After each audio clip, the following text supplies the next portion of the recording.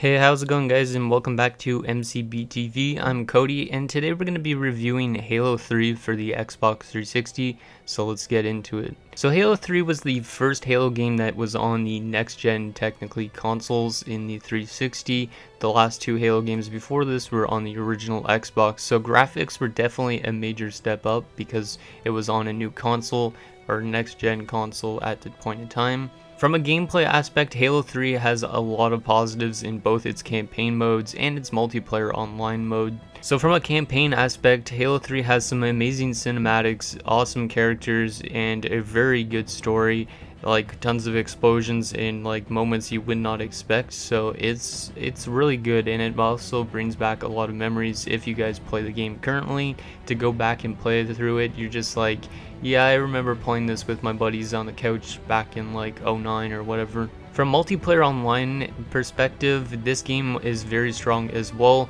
One thing I don't really like, and it's kind of because this game was a bit older, but in comparison to Call of Duty, I think it was Modern Warfare, this game kind of lacks in the sense that you can't actually sprint in Halo 3. I know it kind of adds for a bit more dramatic because you're walking slowly towards somebody to like assassinate them or kill them, and yeah, sometimes they could just turn around and kill you. While in Call of Duty, it's just like you could sprint up and knife somebody from behind and they wouldn't have time to turn around at all.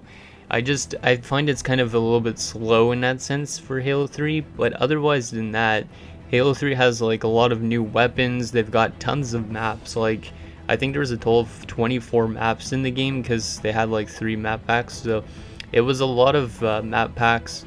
There was a lot of new weapons involved, like gravity hammers and all that sort of stuff, so a major step up in that sense. New vehicles, like they added a lot more stuff from Halo 2 onto Halo 3, and that's what I think made this game a very big success.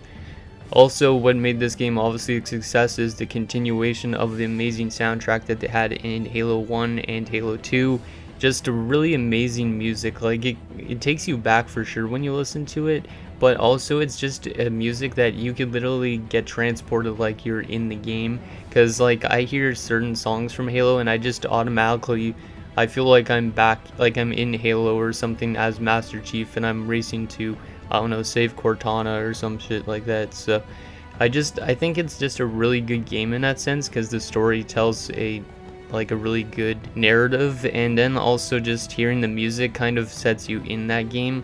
Like even if you're just sleeping and listening to that music, it's really nostalgic. Also, what was cool about Halo 3 that was a major difference in Halo 2 was the evolution of adding a Forge mode. Now, Forge mode was not a thing in Halo 2 and Halo 1, but in Halo 3 they added this, and it added for a lot more cool options to Halo 3 because now players could literally customize their own map. Like they could edit an existing map and get rid of all these like things that they didn't want about the map, and then they could just add whatever they wanted. So they can make their own game modes like races and all that, and you could literally race players online by sharing it on your file share. So it was almost like a roster sharing thing for sports games. Literally you could share a map and literally you could just kill people on your own map. And then obviously they continued on with Forge mode throughout the rest of Halo, and like Halo 4, Halo 5, and also ODST and Reach. Also, what was cool about Halo 3 is there's a bit more customization options, I think, with terms of customizing your characters. So you could either be an elite player, like an actual alien if you guys don't know Halo for some reason. You could be an elite, you could be a Spartan, and you could edit what type of armor you're wearing depending on if you unlocked it or not. And you could also change like your color and your call sign, and then also change your clan tag, and it just was a lot more customizable and it had a lot more new options added to it. So that's why Halo 3 was probably the biggest success on the Xbox 360. So all in all, Halo 3, obviously I'm biased because I really liked Halo back in those days, but Halo 3 was probably the best game that existed in the like mid 2000s.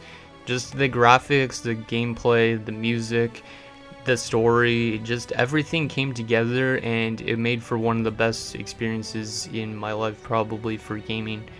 So if you guys played Halo 3, which I'm assuming a lot of you have, let me know down below in the comments what you guys thought of the game. What did you not like?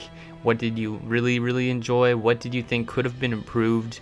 And where do you guys see them going, like with Halo Infinite, like the newish Halo game that's supposed to come out. I don't remember the name of it, but yeah, where do you guys see Halo going in the next like 10 years? Do you think they're gonna continue on for a longer than they expected?